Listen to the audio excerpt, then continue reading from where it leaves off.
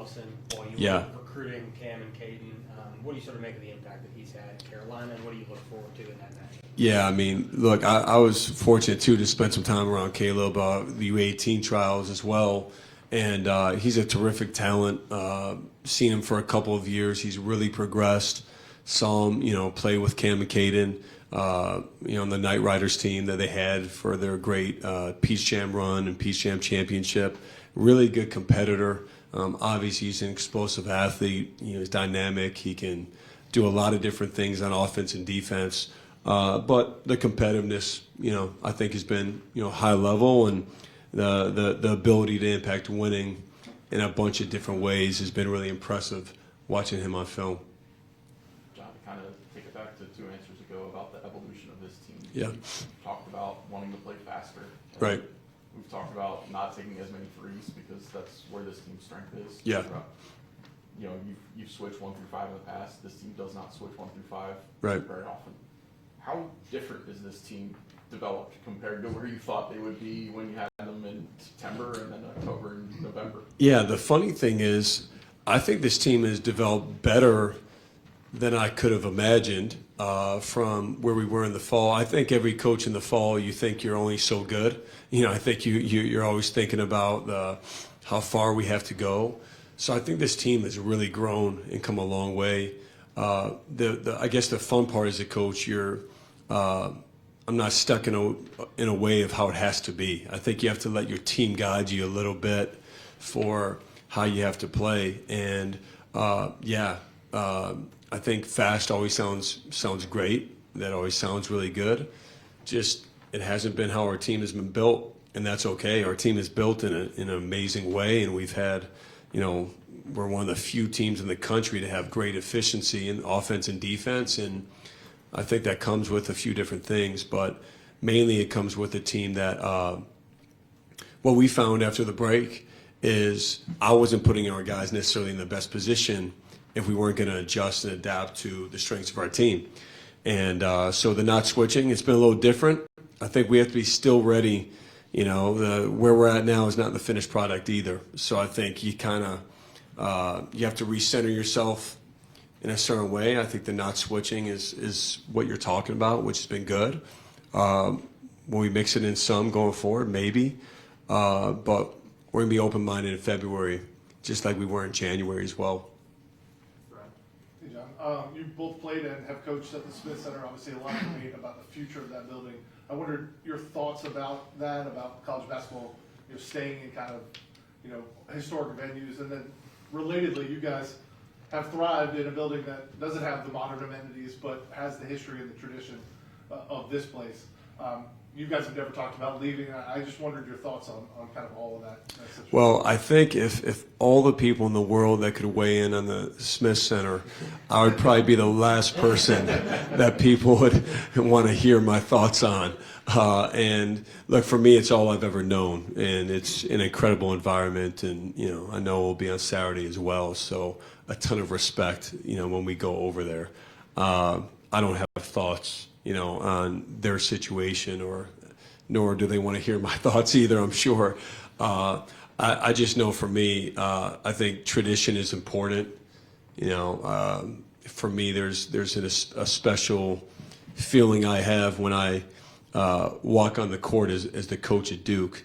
And I remember what it felt like as a recruit at 16 years old, walking out here to see J.J. Redick and Duke play against Wake Forest and Chris Paul, and that's a special thing. And at the same time, you want to always make sure that you're advancing with the times, advancing, technology-wise, what can you do? And ultimately, the student and fan experience, you want it to be the best that possibly can be. And that ultimately, outside of what your team can do and the great players that you have, you want to make this a special experience for any person that walks into Cameron Indoor Stadium. So for us, I think that's our focus. I know going forward, and it has been, but it's I feel pretty lucky to walk out here, every day. John, there seems to be some notion, maybe nationally, that this rivalry is falling off for whatever reason. As somebody that's been in it for the last 20 years, and even maybe further than that, What would you say to that type of notion, knowing what this means to both fan bases? I don't pay that any mind. I think that there's no denying the fact when you think about the ultimate success of both of these programs. And I know what it means around here, but I also know what it means because I didn't come from the state of North Carolina, right? And so growing up and watching these games and what it means, and I think what this game stands for college basketball, I think people can be jealous, you know how much this game means. But ultimately, it's a hell of a thing to be a part of, and grateful that it still means a lot.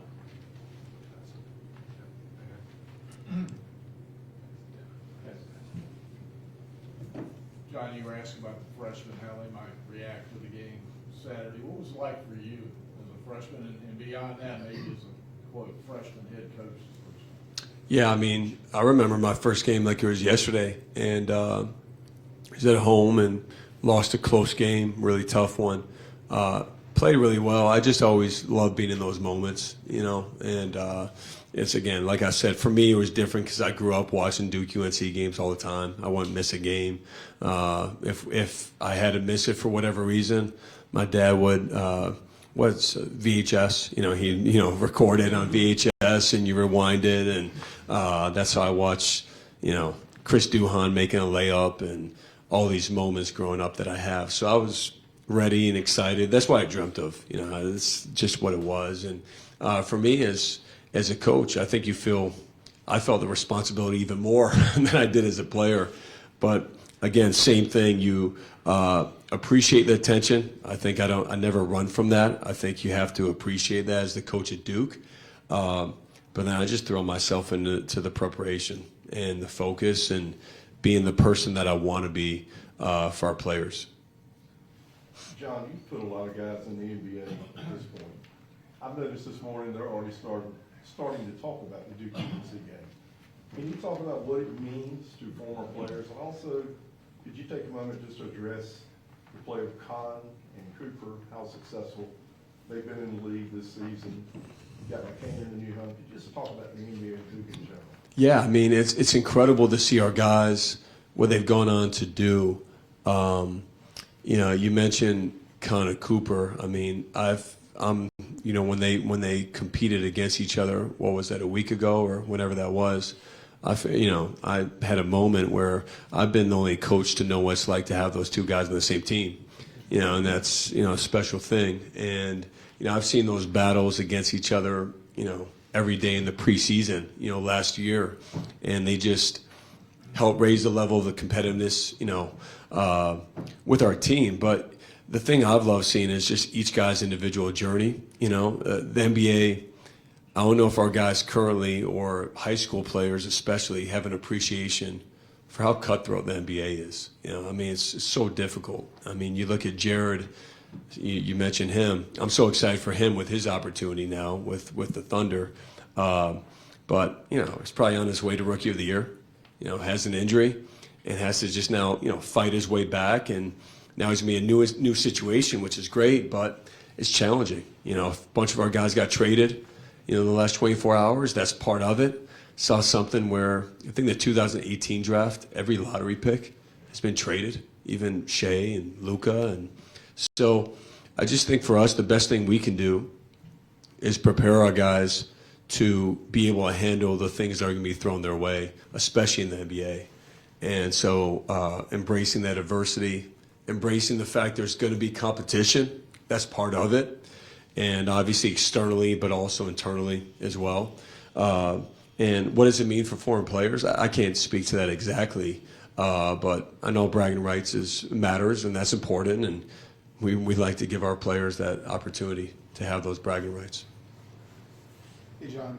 We talk so much about Cameron Boozer and what he means for you guys down low, but Patrick makes a big impact as well. Can you speak to his evolution here and how important he is to what you guys do? Yeah, Pat's incredible for us. He's he's a connector, and I think for Pat, obviously he's had moments where he's really scored, and that scoring punch is important for us. But he has so many little things throughout the game His screening, his pressure on the rim, his ability to space and shoot threes. He's an incredible passer. He can defend and pick and roll. He can protect the rim. So his versatility is important for our team. And he's a team guy. He's really smart, knows every game plan, knows where to be. So I've loved coaching him. I've also loved seeing his development and seeing his growth. He missed his senior year of high school. Then he missed his entire preseason his freshman year. And that's difficult. So for him to come in last year playing critical moments and then to develop into just a dependable guy this year for us has been great to see. Hey, Coach, what is a memory that stands out to you from this rivalry? Is there one that stands out among the rest? Is there a favorite of yours, either as a player or as a coach or as a fan when you were young? I have a lot of them. Obviously there's so many moments in this rivalry, good and bad. You remember them both.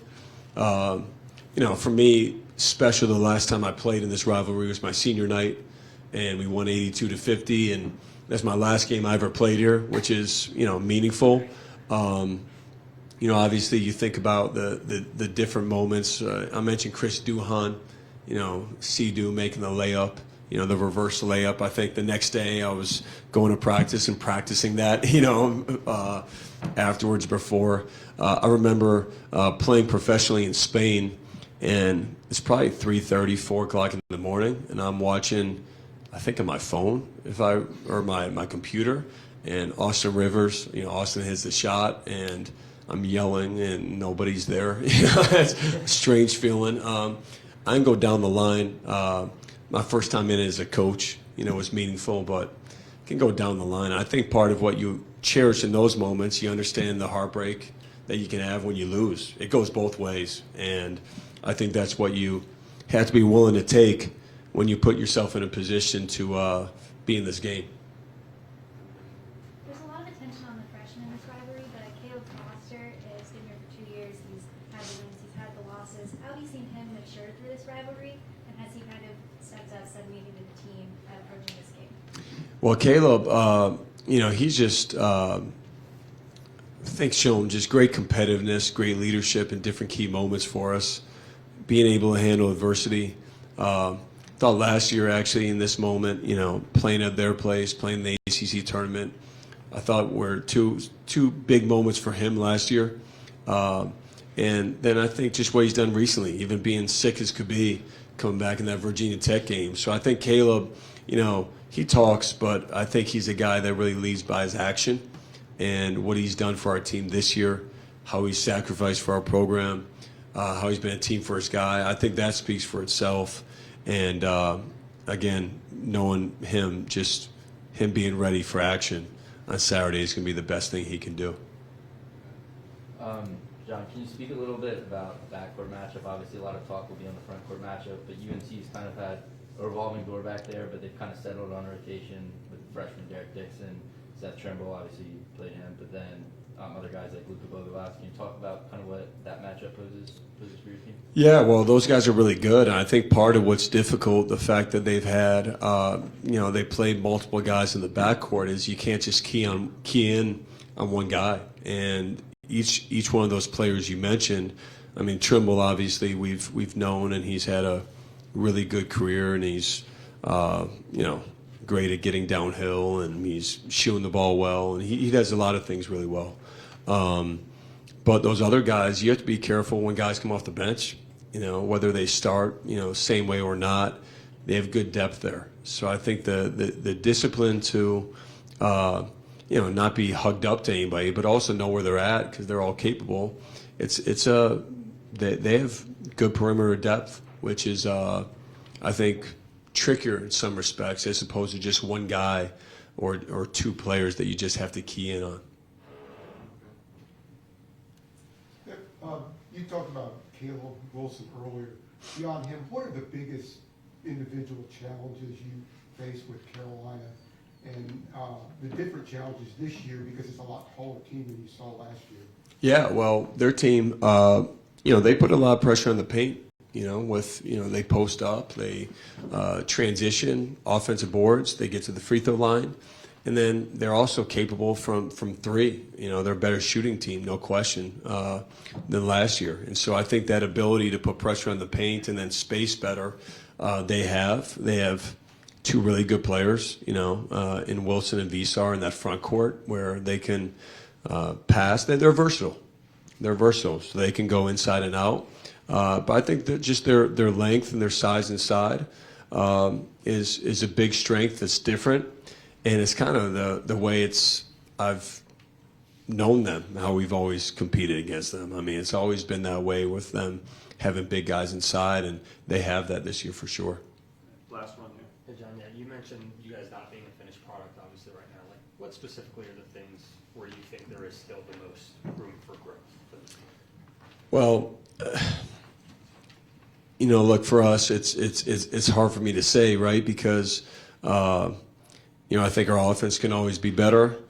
We have the most efficient offense in the country the last 5 games. You know, and you know, it's hard to believe when you score 25 points. You know, in the last game and a half. I think that I better double check that. Actually, I'm not sure. But I think there's just, for me, it's not like overwhelming one thing. I think it's about winning as many possessions as you can back. And I think that shows up in a few different ways. I think that shows up with some shot selection. I think that shows up with, you know, how can we value the ball and save 2 more possessions. Defensively, I would call it just collective awareness, like of understanding game situations, time and score. You see a lot of different situations throughout the country that we haven't necessarily been in.